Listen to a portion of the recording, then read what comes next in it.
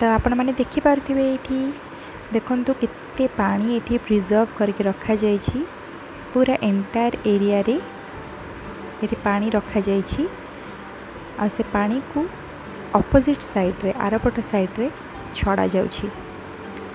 आपण मैंने देखिपे केते स्पीड रे पानी जाउछि देखंतु बहुत स्पीड रे जाउछि। गोटे पट साइड रे पानी प्रिजर्व कर रखा जाइछि ता ऊपर ही ए बंधटी तैयारी होइछि डैम जार ना होइछि मंदिरा डैम। यार लोकेशन होइछि सुंदरगढ़।